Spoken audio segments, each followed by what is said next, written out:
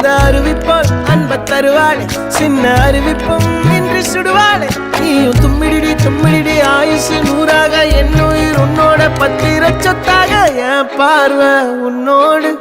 உன் பொம்மை கண்ணோடு பேசாமல் விண்ணோடு நாம் மிதந்து போவோம் காதாரா அடியாளோ நான் தாங்க